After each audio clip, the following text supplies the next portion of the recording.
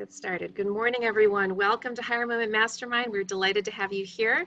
My name is Shira Lotzar, and we are just excited to host this free weekly Q&A to answer your toughest job search questions.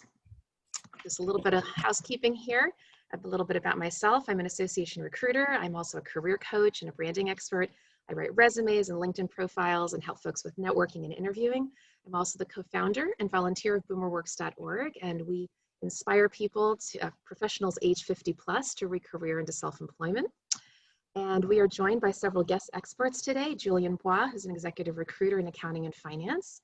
Now, normally we have Corliss Jackson with Federal Job Results, who does federal government resumes. Wendy Thompson, her colleague, is here in her place.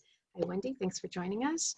We have KiKi L'Italienne, who is an expert in video imaging and actually everything social media, and Mike Robinson, whose background is in corporate recruiting within the government contracting and high-tech sector. So today, please remain muted and post your questions in the chat.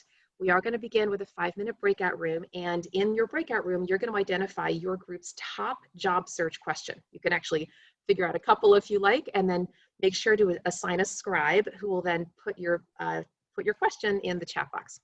Today, we're actually going to have a new feature. We're going to call it Power Tips. So myself and another colleague are going to share a couple of little bit of a deep dive tip on a couple of different areas, and we're going to do this every week where amongst the experts, we're going to take sort of an area from our expertise, something that maybe a job seeker might not even think about asking, but we think it's really important, and we're going to go do a little deep dive.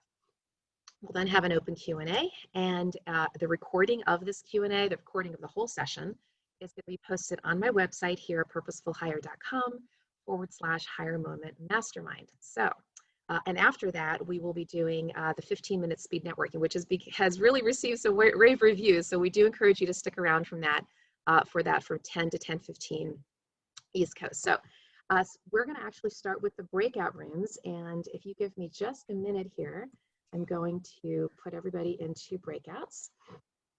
And please, when you see your the blue join button come up, please click on it so that you come into a room, and we give you about 5 minutes. So here we go. You're going to get the blue join button in just a second.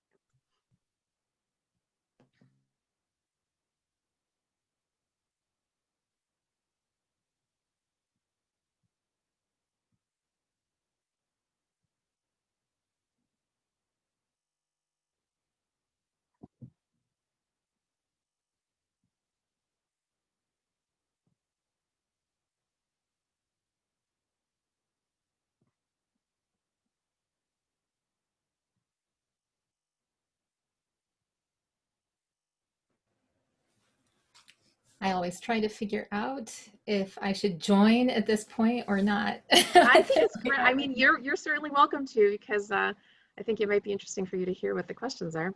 But yeah, up to you completely. I'm gonna go jump over there and see. I'm just too curious. You look great in blue, by the way. So. Oh, thank you. Yeah. Okay. I'm gonna be right back. Okay.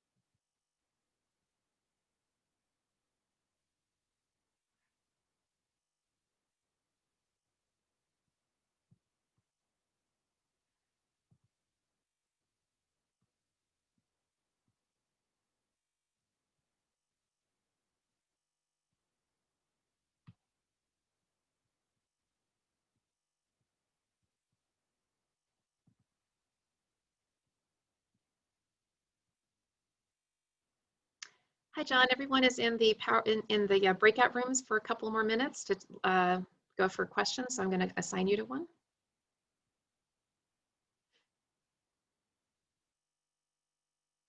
Oops, wait, not that one.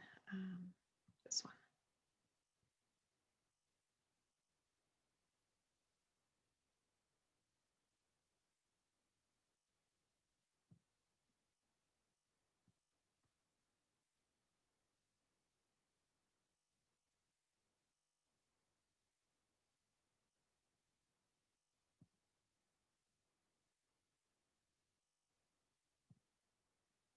John, if you click the breakout room button on the bottom, you should see. I actually put you in a room. I went there and it just immediately kicked me back. Yeah. Let me do this again. Try see if that works.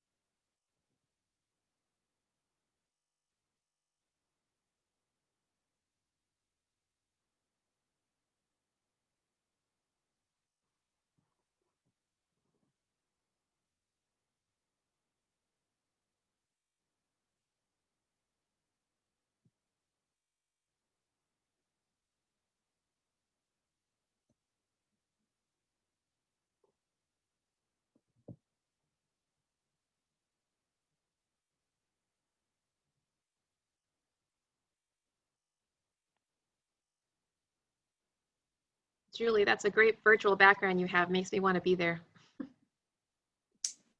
Oh, I'd like to be there too. Thank you.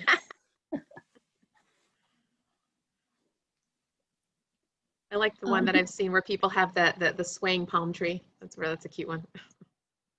Oh, right. Yeah, that Yeah. looks like you're at a Caribbean destination. Yes. Right. Yeah, I like that one. Before everyone pops back in, can I just ask you a real quick question regarding how to put self-employment on your resume? So I've been given the advice of not to, write that I'm self-employed on my resume because that might be seen as unfavorable. But I was wondering. Yeah, I don't agree. I think you actually should, especially if you're in transition and you are trying to account for your time. Or have you been self-employed for a long time or just very recently? For a number of years. Well, if you don't put it on, people are going to wonder what you've been doing for the last several years. No, put it on, but I was told to come up with a kind of a name for the business rather than just yeah, there should. Oh, absolutely. No, that's for sure. Yeah, there should be a name for the business because that gives you legitimacy. For sure. Okay, but what if it hasn't really had a name? So do I just make one up? You can just your first name, last name, consulting. That kind of thing. It could be fine. Yeah. Okay. Yeah, you've been a 1099. So anyway, I think everybody is back. So welcome back, everyone.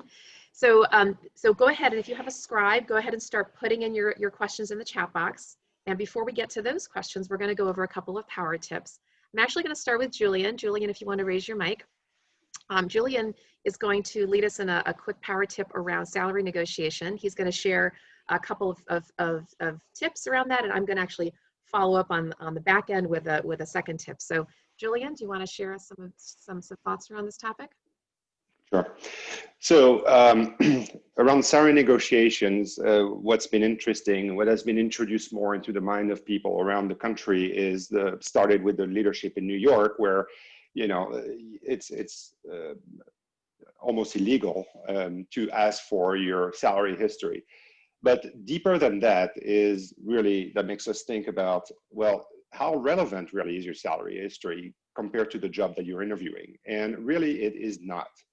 When as an economist, you have to think about terms of supply and demand. And if you're interviewing for a position where you do your research and you find out that there's very little supply, i.e. people qualified like you, that comes at a premium. And I will tell you, as someone who does negotiation, salary negotiation on a daily basis, companies are willing to pay a lot more for people who have unique skills. And by the way, that unique skills doesn't have to be a particular computer software. It could be a soft skill that you have, what makes you unique. So I would encourage you to sort of disregard what you used to make. And I'll give you a very simple example. For example, if you were making 40,000, but you're interviewing for a job that really in the market pays for 100, you should ask for 100. Don't ask for 45 or 50. So I hope that makes a little bit of sense, but doing your research and making sure you identify what makes you unique. Again, it could be a soft skill, and really bank on that. Excellent. Thank you, Julian. Actually, so I'm going to follow up with a couple of points around that. The first is that, so Julian mentioned that there is, he said leadership out there who is not focusing as much on salary history. There are actually, last I checked, about 17 states and counties in the union who have made it illegal, where employers can no longer ask about your salary history, and that has to do with pay equity, gender in particular, but equity in general. The DMV here, the DC, Maryland, Virginia area, we unfortunately are not there yet. However, if an employer asks you what your salary history is, what you can do to gently deflect that is to simply say, well, let me share with you what I'm looking for, okay? So that's a very easy way, very professional way to shift it. Once you do, and I'm pulling up a slide here to share with you some tips around actually how to do some salary negotiations. The first thing is employers are always trying to save money, okay? So their job is to actually pay you, I know this sounds crazy, it's to pay you as low as they can. That is their job, is to negotiate low, just like it's your job to negotiate high. So what you never want to do, and I'm going to share with you a little bit more about this in a minute, you never want to give a bottom end number, because they will only give you usually the lowest number that you mention. Always start high. You can always go lower. This is the tip of negotiations. It's the same thing as buying or selling a house. One side wants to pay as little as possible. One side wants to get as much as possible. It's the exact same analogy. So, so if you are asked, or if you decide to share what you're looking for, use the following formula. And that's why it's here in a slide. I'm seeking a total cash compensation package in the blank range. Now, here's the deal. Even though I use the word range there, I'm not talking about two numbers. In fact, never, ever, ever give two numbers. Again, if you give two numbers, they will focus on the lowest one. So what you do want to do, okay, is you want to give one number, okay, not the range, and it should be the high end of what is competitive for this role. So there are a couple ways to sort of look at it. And Julian mentioned very wisely about doing your research. There are a lot of ways to do research. You can do salary.com, you can do Glassdoor, you can ask colleagues, you yourself should have some sort of sense as to what kind of, your profession is paying. Look at the industry, look at the size of the organization, look at the role that you're looking at. But either which way, here's a good way to look at it. So let's say, I'll use some different numbers here. So let's say your, what I'll call your happy dance number, okay, is 110,000. Like that's the number that you're looking for. So what you would not say is I'm looking for like 100 to 110. What you would say is I'm looking for a total cash compensation package in the $110,000 range. Now, let's say the 110 is the happy dance, but 100 is actually what you would accept. You might even accept a little bit lower. Don't worry about pricing yourself out of the market, because that's what a lot of people do. That's the reason why most job seekers give those two numbers, because they're afraid that if they give a number that's too high, the employer is going to screen them out. But actually, that's not really the case. Because what will happen is if you say I'm seeking a total cash comp package in the 110 range, if you are a bit above that range, the recruiter will actually clear their throat, wait 3 seconds, and then say, actually, the highest we can go for this position is, and they'll say 95, right, or 100 or something. And then they'll say, do you have any flexibility? At which point you go back to this phrase, yes, I do, because I'm seeking a total cash compensation package in that range. can we talk about your benefits package to see if we can get to that fuller amount? That's your kind of your out. The other thing I wanted to mention is that if you are above 100,000 and looking at let's say for example you're looking for 140, okay, and that's your happy dance number. Instead of actually giving a number, you could do what I call giving the low, mid, or high. So there's like low hundreds, mid hundreds, high hundreds, or the same thing after 200, low, mid, and high. You could say, I'm seeking a total cash comp package in the mid 100s. The reason why that would work for you is because the bottom end of the mid 100s is 140 or 135 even, okay? So you're still within that range. But if contrasting, if you're looking for, let's say 120, you wouldn't say I'm seeking in the low 100s, because what is the bottom of the low 100s? 100, and that's too low, okay? So you have to be a little judicious in terms of what numbers you're putting in there. But I always recommend that you use this, start with the high number, and you can always go lower, okay? So with that, I'm also going to share one more power tip. And that has to do with, this is going to sound a little unusual, the benefits of researching the LinkedIn profiles of your colleagues.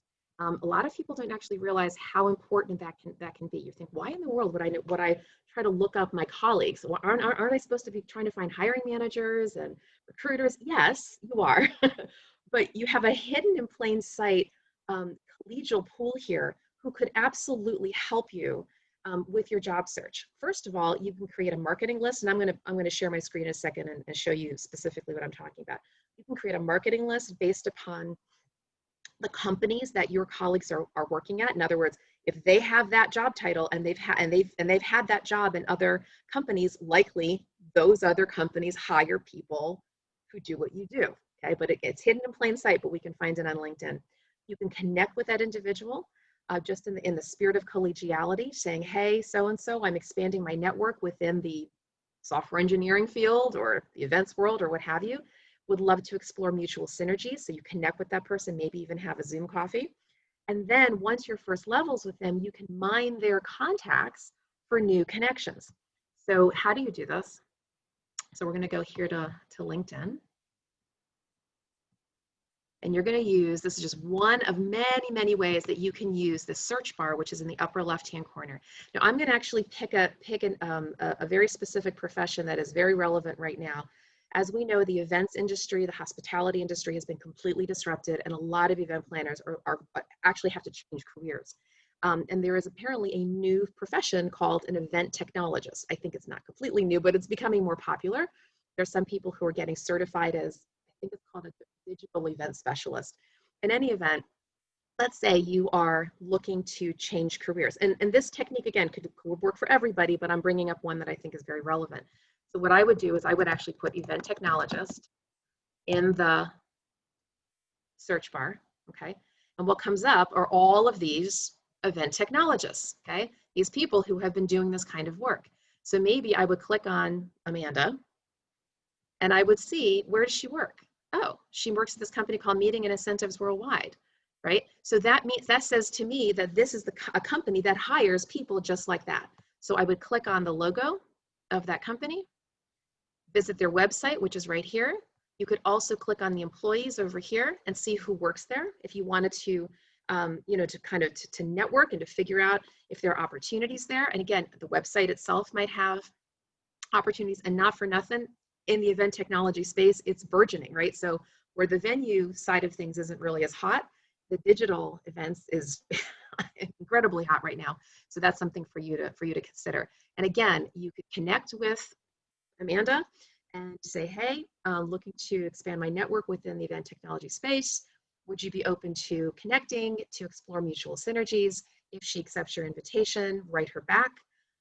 And you can say, hey, can we do a Zoom call? Would love to learn more about what you do and see how we can help each other. And you never know where that kind of connection can lead. Okay, so those are a couple of power tips. Hope that's helpful. So now let's go ahead and switch over to the chat box. KiKi, do you want to kick us off with that? Absolutely. So first off, we have a question that says, what are some effective ways to network remotely, both within and outside of our networks. Networking remotely. Great. And I have some thoughts on that, but Julian or Mike or actually KiKi yourself, I mean, you're very much into this world. Do you want to handle this one first?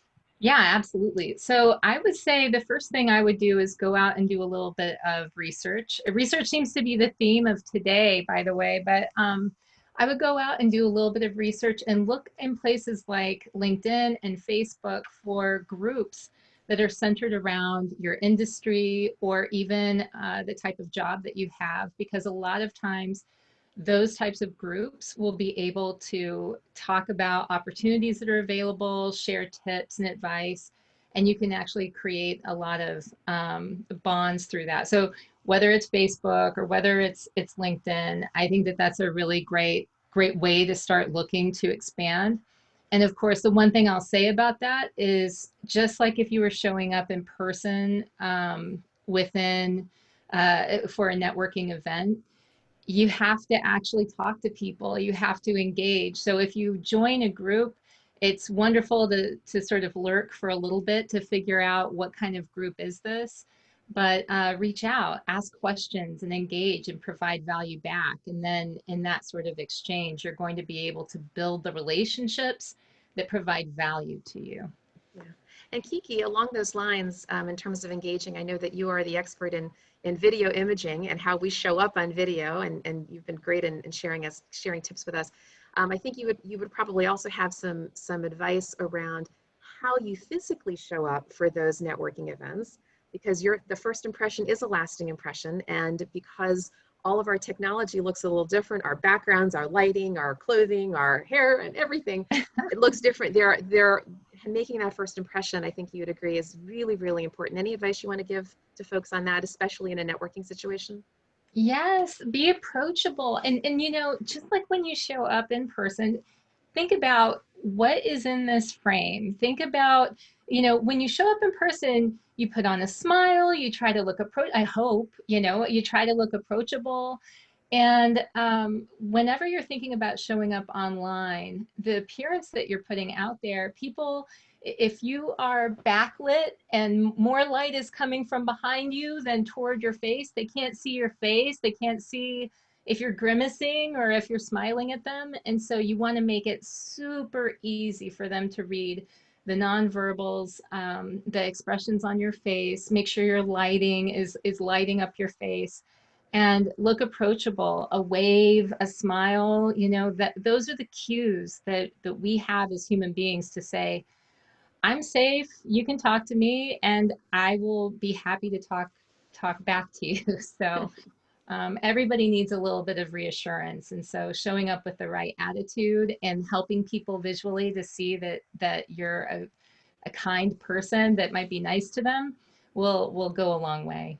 Yep. And also remember that everybody sees you as a head and shoulder shot. So what you have literally on your shoulders and to your head, right? All of that little framing is really, really important. Doesn't matter kind of what you're wearing below, although you really should be properly dressed because you never know if you have to stand up. Yeah, I mean, we're coming out of the summer where a lot of these strappy tops were, you know, people were hot and everything, and that was kind of a danger zone. It's good. We're naturally starting to cover up a little bit more. So. Covering up is always a good thing. One other tip that I would have around networking, and this is, look, anyone can do this suggestion, but this is going to be probably especially appealing to those of you on the call who are more of the connector types. You can actually start your own networking group. I've actually, since 1998, I've been starting networking groups for fun, honestly. I've loved them. I've started them in all kinds of sectors, and it's so easy because people naturally want to connect. People want to convene and they want to have that fellowship, but they need somebody who's going to spearhead it. So no matter what industry you're in or no matter what profession you're in, you can be the catalyst for that. I have seen that happen to such great success. As some of you know, I am a career coach, and I've coached so many people around starting that networking group.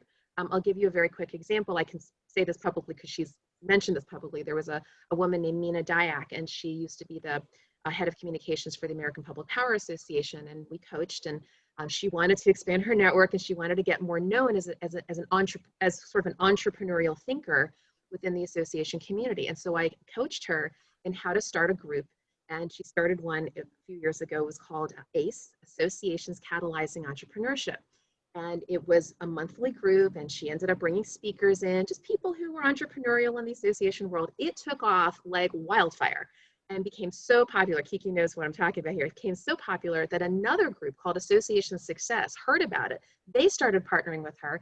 And then when Mina ended up getting a job actually outside the association sector, they took it over. Okay, so it's like, you never know where these things can take a life of their own. So feel free, reach out on LinkedIn. In fact, it's one of the easiest ways to network because you're not asking anybody for anything. You're giving something to them.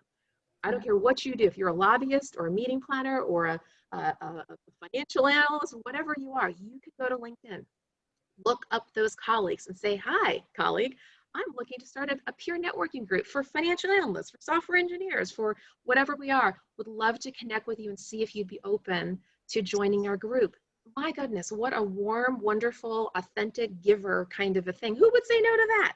Because people are looking for somebody to take the initiative. And with Zoom, of course, it's super, super easy. You can do what we're doing here. Go to meetup.com, create a group, and you're done. And not to mention, it's going to, obviously be beneficial for you too, right? As you're networking, and you can hear about opportunities and share resources.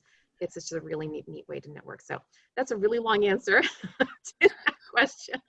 KiKi, any other questions we should be talking about? Well, so we have some LinkedIn questions. We have one here, and then the group that I was in had a LinkedIn question. And so you are such a LinkedIn superstar. I'll group these questions together. What are some strategies to make your LinkedIn profile stand out? And the other question had to do with, hey, the last time I really thought about LinkedIn was a few years ago. At that point, the recommendations seemed to be pretty helpful.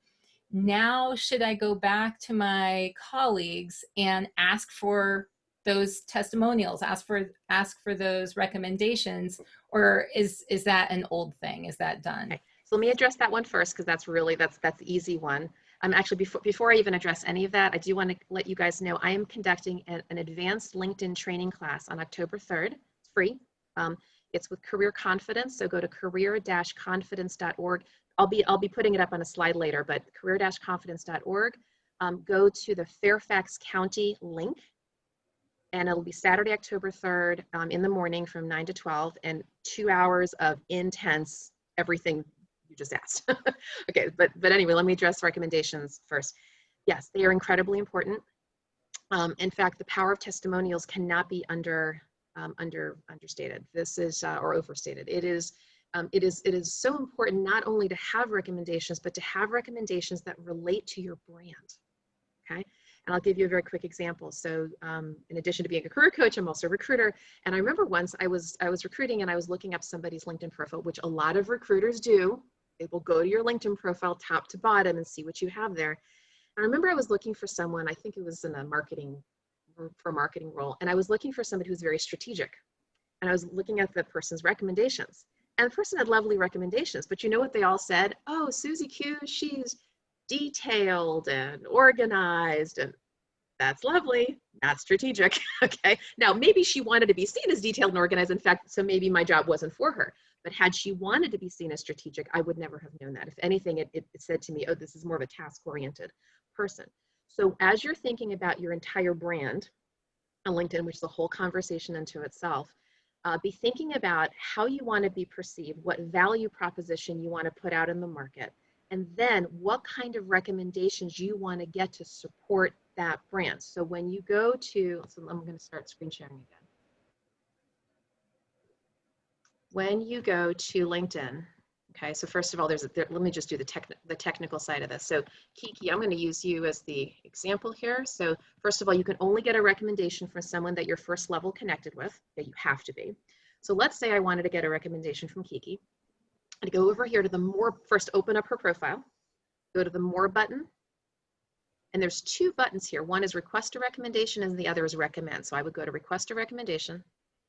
And then first you select your relationship with the person, so whatever it was. Select your position at the time that you worked with this person, whatever that was, and then you hit next.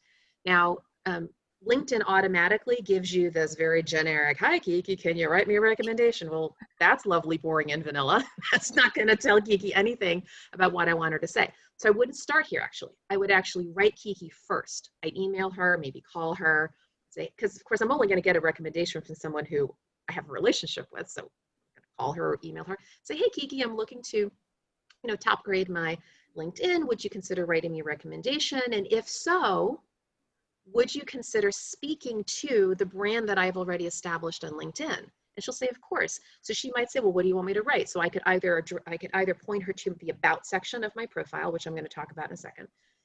Or I could just prompt her and say, hey, would you mind talking about some of these skills I have or those skills, or when we worked on this project together, how I was being, but making sure that it's very brand centric. Then when you go to LinkedIn and formally write her and say, look, KiKi, thanks so much. I'm going to send you an invitation through LinkedIn. Then you would erase this. Hi, KiKi. Thanks for agreeing, right, to write this. And just as a friendly reminder, would you kindly talk about ABC123? Hit send. She'll write it. It'll come back to you. You can ask for revisions. Okay, so there is a little revision button, but once it's done, then you'll want to publish it. Okay, so that's the tip there. As far as the about section goes, so you'll see here, since I'm on KiKi, so see KiKi's about section. She's a Wonder Woman of marketing strategy for the association industry. I love that. That's the kind of thing that you want, right? You want to be talking about your value. You want to be talking about what you do, who you do it for. So I'm actually going to show you an example. Some of you might have seen this the other day. I gave a presentation for the Career Network Ministry and talked about the power of having a LinkedIn, a branded LinkedIn section, about section. So I'm going to pull that up right now for those who weren't on that call. And I'm going to actually right now give a live example. That about section is a hidden in plain sight piece of branding real estate for you guys. People have no idea the power of that section. It used to be called the summary section. Thankfully, LinkedIn changed the name, because I think what happened was that when they called it a summary section, people just wrote a vanilla summary of experience. That doesn't tell you anything. You want something that's compelling. So the person I'm going to show you here, it's redacted, but it's an environmental nonprofit professional, a career coaching client of mine. I do write LinkedIn profiles. So this full disclosure, this is my copywriting here. You don't have to do it this way, but I do want to inspire you to try to consider writing something that's a little bit more branded. And so in her brand, what we did was we talked about what I call her tribe, and she has a real passion for social change, and also what I call her lane, which has to do with research and project management skills. So I'm going to show you in sections what this profile looked like that I wrote for her. So in here, right, you can see this is a very different kind of a profile. So it starts with a tribal value. So I wrote, environmental justice has become a matter of social justice as millions of people globally protest over political inaction around the most pressing environmental issues of our time: air and water pollution, climate change, oceanic microplastics, and lack of access. Their livelihoods and their health are in jeopardy. This intractability is thwarting real change. So how do we compel policymakers to move the needle? By turning policy agendas into concrete plans of action, and that's where I come in. While thought leaders are doing the big thinking, I'm behind the scenes researching the problems, framing solutions, and convening power players to shift the narrative, because at the end of the day, it's all about execution. And then we lead into her superpowers, the tools in her toolkit: research and analysis, synthesizing and translating technical data into accessible and digestible communication forums, and partnership development, networking global scientists, economists, and policy experts to design innovative and implementable solutions. And you can see the rest of this. So this is sort of focusing on key skills that she has and giving a little bit of a secret sauce, right? Her thought leadership, her branding around each of these skills. And then the last is what I call the about me section, sort of her behavioral superpowers. I guide teams toward inclusive decision making. I aim to walk a mile in the shoes of each stakeholder. I focus on making deadlines, not excuses, so forth and so on.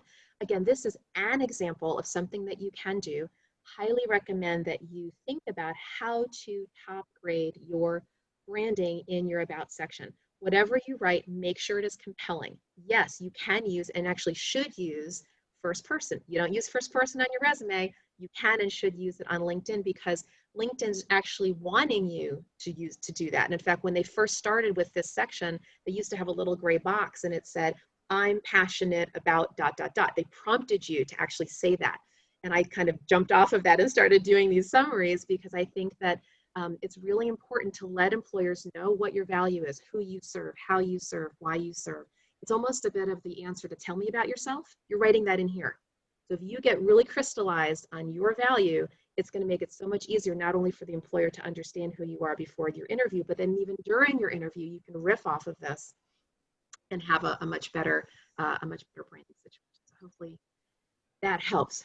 All right, big deep breath. KiKi. By the way, that was the scariest moment to see that you're going to go down and actually look at what was in my LinkedIn, because I'm like, oh, I'm on it. Okay. So I got over that hurdle this morning.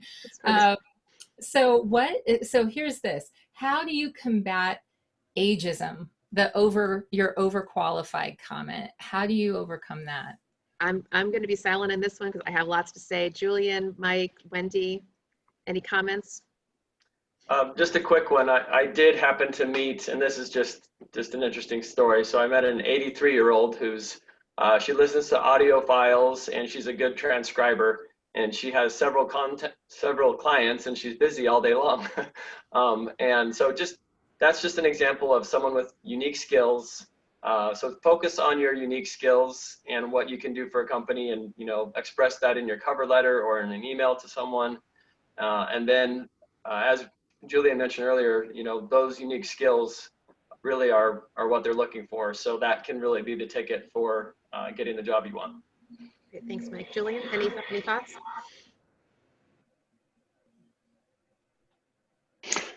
Yeah, I mean, it does and it doesn't exist. It exists only, in my opinion, ageism. It exists if you are convinced that it does. And by that, I mean, in all honesty, sure, there are probably a couple of bad apples out there who still, probably want like a young person, whatever the case may be. But I will tell you, by far and large, organizations, nonprofit or for-profit, they are all about execution, making your team better, making the organization better, and reaching objectives. And therefore, that's what you should concentrate on. Look, I've been there, done that. I've helped organizations, and I'm able to help you do that one more time. So, to me, it's focus on the positive and forget about the negatives. And, I know, again, that there are a couple of bad apples out there. Just, if that is the case, you cannot win that fight, unfortunately. Just, let them roll over. And I will tell you, there are a lot of employers where age really doesn't matter. And to that, jumping off of that, Julian, there are a couple of cosmetic things you can do to help prevent any, what some people call unconscious bias around this kind of thing. So first of all, my personal recommendation is to take your resume back only about 20 years-ish, a little bit more, a little bit less. And if you do have experience prior to the 20 years that you really feel is compelling, you can have a section at the bottom called prior experience. And underneath it, simply list company and title, no dates. So it does show you have more experience, but it doesn't maybe take you as far back as might be detrimental to you. The other thing is your LinkedIn picture, okay? So a lot of the perceived ageism out there has to do with, well, there's a lot of reasons for it, but one of them is this misperception that people who are older don't have a lot of energy, right? So, which is not true, but you can overcome that with your LinkedIn picture. You want it to be professional. You want to show your energy. You want to show that brightness. You want to show that sort of, can-do attitude that you have. Make sure that you get a picture that really speaks to who you are and the value that you bring, because all of that matters. Those subtleties, we are in a LinkedIn world now. This isn't, 1985. Okay, people look at that picture. And it's important that you put your strong professional face forward, literally. Okay. All right, so as we're wrapping up here, KiKi, yeah. So we have a question about someone who's re-entering the IT job market after 6 years due to family responsibilities. They've been taking classes during this time to stay up to date, but how do they re-enter that job market after there's been a break? So I'm wondering, is it a job market or this particular, meaning the IT field? I think they're asking this particular, the IT field, but I think that this question would be good for everyone anyone who is out there who might have had a break because of something similar. Sure. So from the IT perspective, Mike, do you want to go ahead and address that? Yeah, so any job in the IT field, they're really interested in your hard skills. They're really interested in what software you're comfortable with, what systems you're familiar with. And so really, you said you're doing some recent training, so focus on those IT boot camps, focus on what's hot right now, and just show through your resume that the fact that you're doing all this training on your own, on your own time, you're taking the time to do that, that really communicates that you're a hard worker and you're ready to, learn new things. So focus on just really broadcasting. These are the recent courses I've taken, and this is what I'm proficient in. They are interested in your hard skills, and they're less likely to care that you haven't been working so much or in the field the last couple of years, as long as you have the skills they're looking for. I would agree. And make sure that because IT is so focused on the hard skills, that you have a really strong section at the top of your resume. It could be a text box or a table that really focuses on it. So what they call in journalism above the fold, right? So that which is really at the top is what an employer is going to be looking for. And I would say even more broadly than that, for people who are coming back into the workforce in general, I would actually also show any sort of, you could call it extracurricular activities, but things that you've been doing. Could be volunteer work, right? It could be maybe a little side business that you've had, things that you've been doing that have accounted for this time. People want to know that you have kept your skills sharp and that you've been a really valuable contributing member to the workforce in whatever way, whether paid or not paid. People like to see what you've been doing. So make sure that you have a section in your chronology from the top to the bottom to show people what you've been doing. Wendy, is there anything, I know that you're in the federal job search side of things. Is there any tips that you have regarding folks who are transitioning back in? I'm not sure how the federal government looks at that when people have had a kind of a gap. Any thoughts you have on this? The federal arena is actually a great one to transition back into. They're pretty forgiving about gaps in your experience, and that you've taken time out for other life experiences and things. So as long as you can demonstrate that you do indeed have the skills and you've performed them at some point in some sector, paid or unpaid, for a significant amount of time at some point in your career, then that's what matters. That's what they're going to look at. So the resume is really important in demonstrating that, so they can qualify you specifically for the role. Great, thank you, Wendy. And I would quickly add, and I don't know if it's proper English, but I will say, leave some professional digital breadcrumbs, right? The little, okay. And by that I mean, if you want to be found, right, professionally, not personally, professionally, and participate in things like this, participate in professional chats and things like that, and show that you can add things. And I will tell you, recruiters will find you. If they're looking for expertise, that's where they go. They don't just go on LinkedIn. I have my research associates at Trusted Bradley. They look at anything from digital conferences, everything, to find that expert, and then they reach out to them. So I will urge you to really be a participant in that world.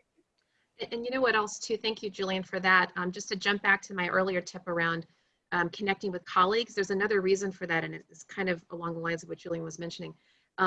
When you are networking with people who are in your sphere, whether they're in your profession or your industry, oftentimes they will hear about opportunities that are not right for them, but could be right for you. Another reason why you absolutely want to connect with them. Have those relationships of whether you convene a group or you join a group or network in any form like we're about to do here on our speed networking. You never know. Somebody could literally do what you do, but the job opportunity is not right for them, but they're right for you. And you can be top of mind. When the recruiter calls them and says, hey, are you interested? And they say, no, but I know someone who is, okay? And then they could refer the opportunity to you. And certainly people outside who don't do what you do might hear about those opportunities too. So you never know who knows who and how expansive people's networks are. So with that, let me just kind of wrap up where because we're closing up here with our actual presentation, I'm going to share with you just a couple of ways that you can continue to connect with us before we go into the speed networking. So if you need to reach any of us, here is our contact information. If you are looking for the past recording of this session or any of the other Higher Moment Mastermind sessions, in the green box, this is where you would find it. And I also want to make mention of the other job seeker groups here in the DMV, which of course are all online right now. Career Network Ministry, POAC, the Department of Labor, 40 Plus has a transition skill class coming up on September 21st. There's another group called BENG, B-E-N-G, and it's a funky little bit.ly that I put here because their website's a little bit unusual, so you're going to want to make sure to grab that. And Career Confidence, as I mentioned, I'll be speaking there on October 3rd on Advanced LinkedIn, and Career Gateway has a lot of tips for you as well. I do like to end with an inspirational quote: to hope in the Lord. For with the Lord, there's unfailing love, his redemption overflows, and that's from Psalms. And so we really just want to encourage you to be hopeful in your job search and in every area of your life. Okay? So with that, we're going to kind of jump into the speed networking. For those of you who would like to stay, you will have 15 minutes. Can you go back 2 slides for a minute? 2 slides, sure. I'm going to go ahead and grab that. Yeah, move my people. Feel free to take a picture if you like. Yeah. Also, are the slides going to be available? There is the video recording if you would like. Oh yes, actually, I'm going to be posting that. Well, I'm sorry, I actually put the video on my slide. If you would like the actual slides themselves, please put your email in the chat box, and I will make sure to send them to you privately. Okay, but like I said, the video has everything as well. Yeah, the salary tips I missed. Yep, and that'll be in the recording as well. Okay. All right, so you're welcome. In the speed networking, so make sure when you go around your little room, take just a couple of minutes to introduce yourself, what either your current field, your aspirational field, any industry that you are maybe seeking, and tell people what a great lead is for you, what a great connection is for you. You can say, I'm looking to meet. Could be other colleagues, could be hiring managers in certain kinds of fields, what have you. Make sure people understand what you're looking for.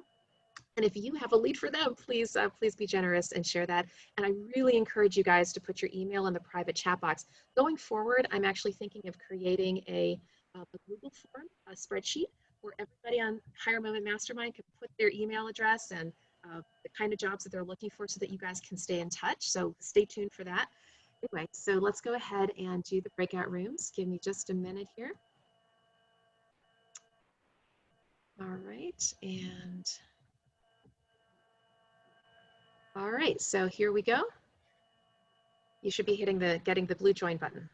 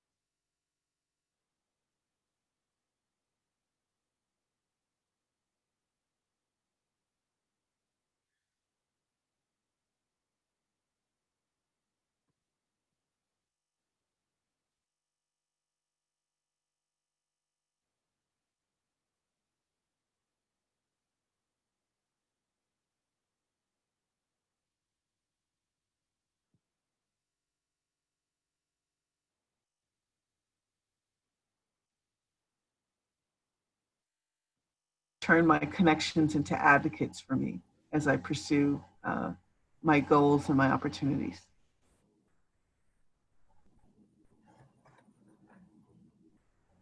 Great. Who wants to go next?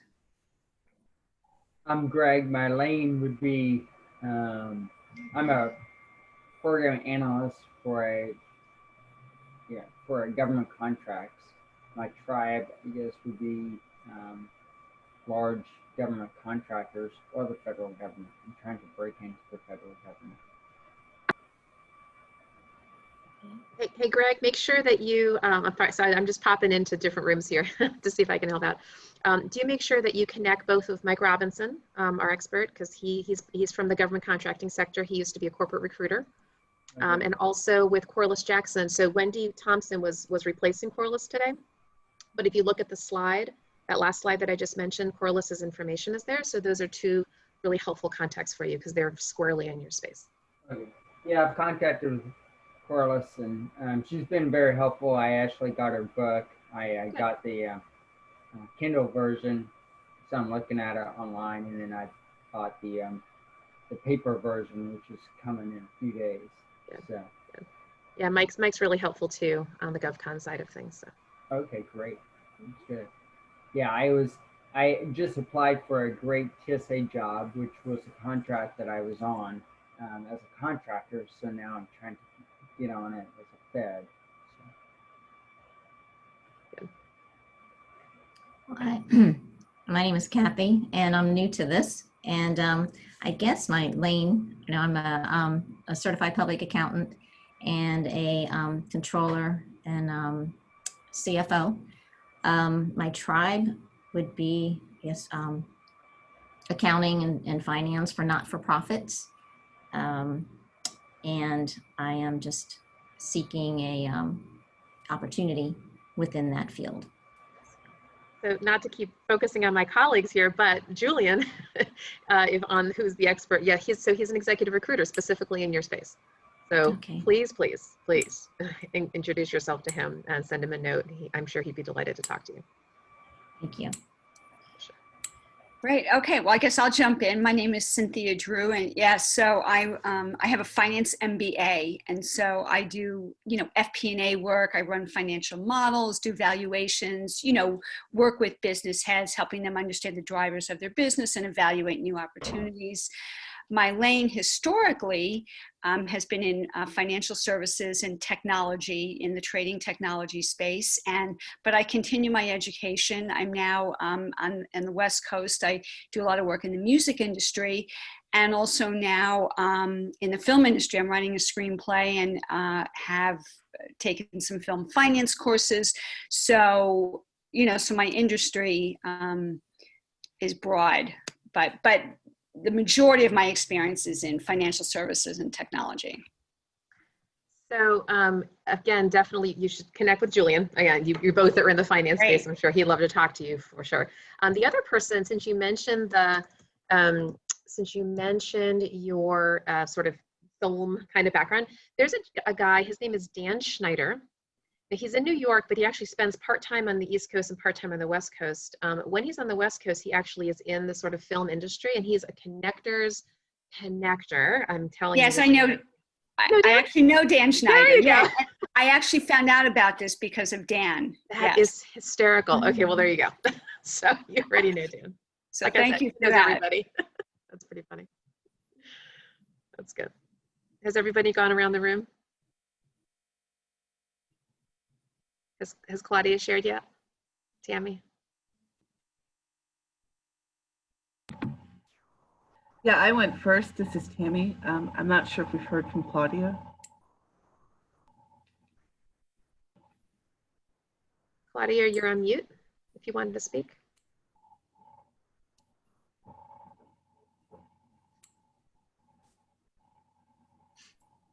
So does anyone else have any leads for anyone else? Because as you've been hearing kind of what people are looking for, can you think about your own networks and who might be a good contact?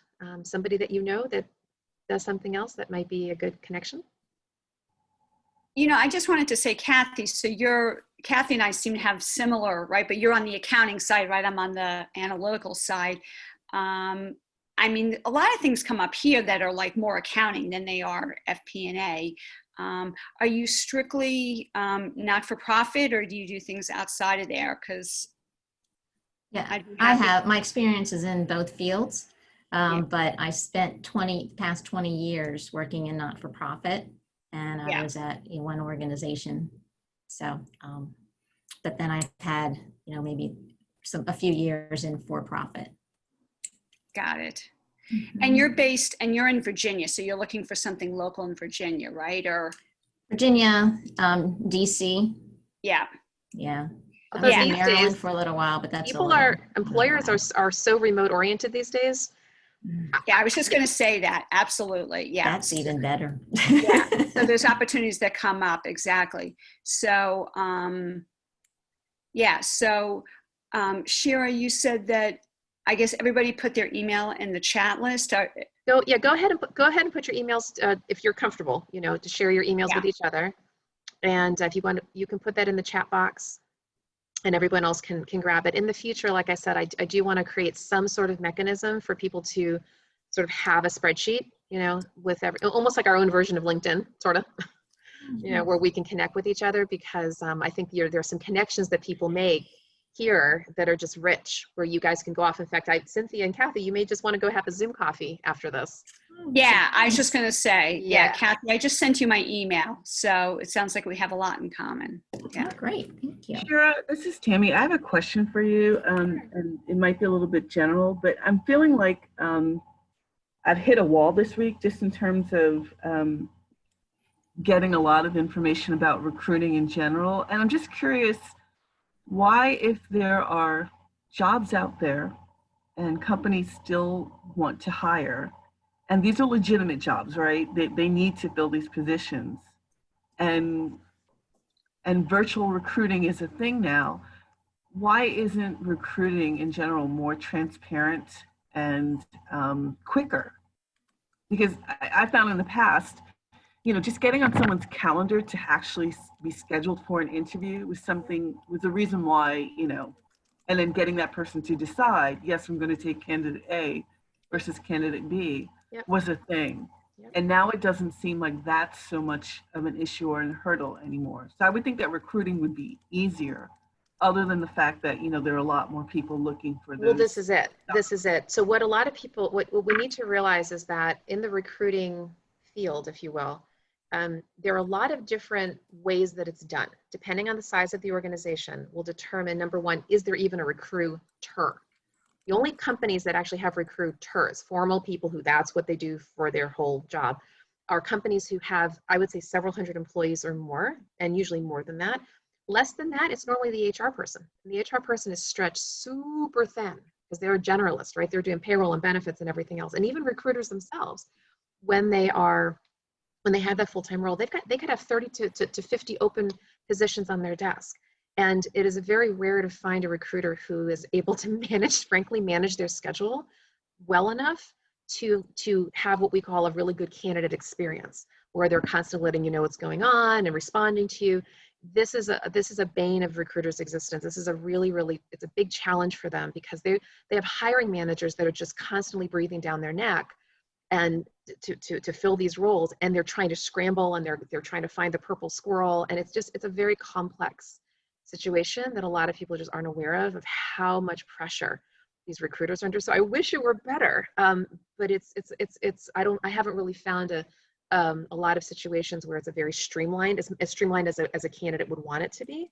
So that's hopefully an explanation. It doesn't really help as far as what to do about it, other than to pack your patience and follow up with the recruiter periodically, not in a nudgy kind of a way, but in a, hey, recruiter. So for example, let's say you finished an interview and you say, you ask them, so what's the next step in the process? And they say, well, in a couple of weeks, right, we'll get back to you. A couple weeks go by, 2.5 weeks go by, you haven't heard anything. It's okay, send them a little note. It's fine. But I don't know if that helps to explain it. It's not, it just kind of is what it is. Is there another part of your question that I could answer? I guess it's I think to a certain extent, by the time something's posted, it's almost, someone else's job internally to lose. Well, and I find It can be. It can be. You're absolutely right. And I just find that it would be wonderful if someone could communicate that there are strong internal candidates, so that you're not sort of twisting in the wind. Yeah, that's really tricky because there really isn't any place for them to post that. You know, it's not like they're going to put it on the job description and say, "Hey, we've got internal candidates." That would be right. Right. But it would certainly help me manage my own expectations. Yeah. I would. Here's maybe a better way to address this. Looking at job postings should only be 10% of your job search. And the reason is that job postings, once they are posted online, now the whole world gets to see it. So putting aside the fact that they might have an internal person, even if they don't, you are now competing with hundreds of candidates, okay, for the same role. Networking, by contrast, is the way that most people get jobs. I'm not saying you don't look at the job postings. I'm not saying don't apply to them, but you definitely don't want to put all of your eggs in that basket. Networking is the way that most people land. In fact, there's an old article that talks about this and says that 84% of roles are landed through personal networking. That's why groups like this, or more industry specialized or lane specialized groups, are going to be helpful for you, because what will happen is 75% of jobs are hidden from the market. 75% of jobs are hidden from the market, are not even on a job posting. So there are hiring managers out there that have got a twinkle in their eye, like, oh, I really think that we should be looking for a so-and-so. They don't have a formal posting. They don't go on Indeed. They don't do Dice. They don't do anything. They're just kind of tooling around their network. Or maybe they have the recruiter just start looking for people. Or they mention it to their colleagues. They put it on a listserv. Hey, we're looking for a so-and-so, and anybody knows somebody. And then all of a sudden the referrals start coming in, which means that if you know the people who can refer you, they're going to refer you. But if you're not really networking, right, people are less likely to know about you. So networking is the way to focus your search, and then the job postings would be, I would say, a real secondary, kind of. Is that helpful? Yes, thank you. Yeah, you're welcome. All right. Great. Well, this has been helpful. Great to meet everybody. Thank you so much, Shira. Yeah, my pleasure, Cynthia. It's great to meet you, and we'll come back to the room in a sec, and we'll wrap up. Okay. Good to see everybody. Thank you.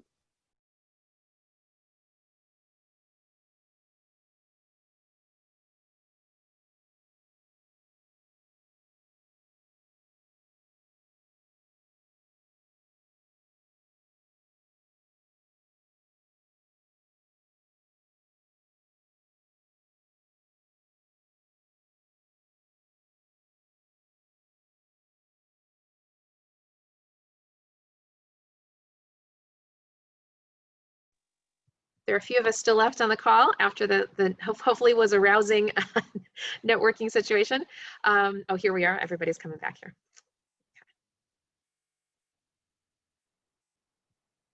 Okay. All right, great. All right, so any last thoughts before we wrap up? First of all, was that helpful for you?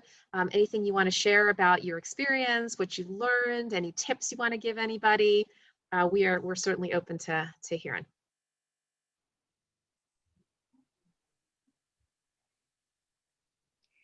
Yeah, I'll just say that, yeah, I thought this was great. I do a lot of work around, these types of efforts. And so there were really some great nuggets. So thank you for that. And it's great to meet everybody. And yeah, just let's be positive and keep networking. And and I like the idea about getting your brand out there. I have a blog, and so I'm working with a coach, and she's like, did you get your blog post out yet? So I have to get on that, because then that speaks to who I am, and then it tells about people. Yeah, and it takes time to put that out there, but I have to make that priority. Yeah. So, and actually, thanks for mentioning that, Cynthia. Your thought leadership is incredibly important. Use LinkedIn for that. Write blog posts, forward other people's posts. It'll help us strengthen your brand. It'll show that you're a thought leader. I'll just give you a super quick example. I was coaching somebody, and she decided she wanted to get into the web design world. And specifically, she had this interest in web accessibility, to help web design for people with disabilities. I was coaching her, and I said, look, please write a post on this. And she did a good, solid post. She got noticed, and she got hired. Like, people found her because of her post. And she ended up getting a position right in the field that she wanted. So, telling you, thought leadership is a huge boon for people. So thank you for that. All right, any other thoughts, comments, ways that you guys would like to see our group evolve, things we could do differently? We are certainly. I would like to say, first of all, thank you, for putting this together, and also the insight regarding salary negotiation. I think it's always a thorny topic because, and one of the things that where particularly I struggle is that when recruiters seem to approach me all the time, and the very first question in their mouth is how much money you make, right? And then they started this whole war about compensation without even presenting the job or discussing whether I'm a fit for the job. So today, I like Julian insight in that we should identify those unique skills that we have and try to market them. And also, I also want to understand from you guys that are in the industry, why is it that a recruiter always start the discussion on money? Because when you say to that compensation package, I don't even know what is it that you're offering before I'm trying to bargain. So yeah, the reason for that, Jean, and I can speak as a recruiter, and Mike, I know you could speak to this as well, is that, look, when a recruiter is screening candidates, they're trying to maximize their time. They're also trying to maximize your time, by the way. This is two-sided. If your compensation level is way off from what they're looking for, then everybody's time is wasted. Imagine this, because this is the flip side of it. Imagine that they did not bring up salary until the very end of the process. Let's say they took you through 3 levels of interviews, made you jump through hoops, do all these things, and then you come to find out that you're $50,000 off. You wouldn't feel too good.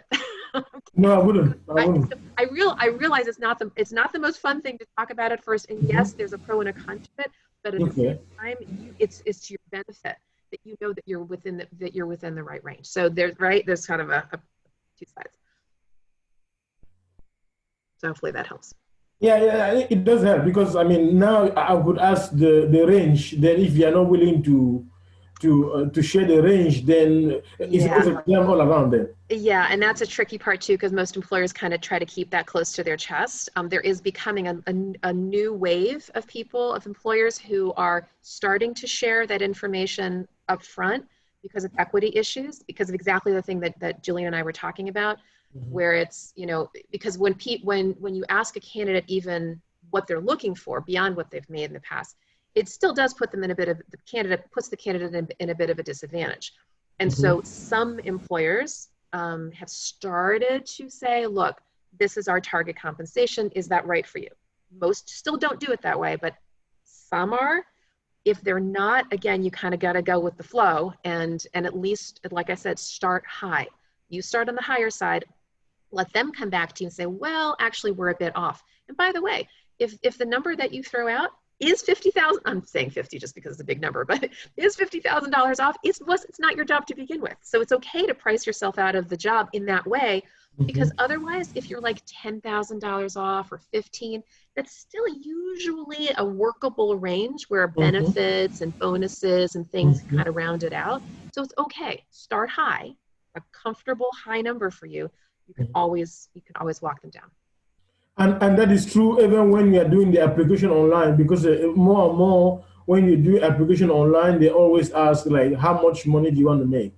Yeah, and that's tricky, right? Because then you're not talking to a real person. Same thing though, you start high. I think that's one of the biggest tips you can take away from this. Start high. Okay, great. Don't worry as much about pricing yourself out. As long as that high number is not a ridiculous number, it's a realistic high number for your market, for your tribe, your lane. Worth it to take a little bit more of the risk on that side than putting a low number and then they only pay you the low number. Don't give that low number. Start high. Absolutely. Okay. Thank you. All right, guys. Well, we are way over time, but hopefully this was helpful for you all. We're delighted to see you, and hopefully you can join us next week. And please, tell your friends about this and share with them the meetup link. All right. Have a blessed day, everyone. We'll see you again. Thank you so much.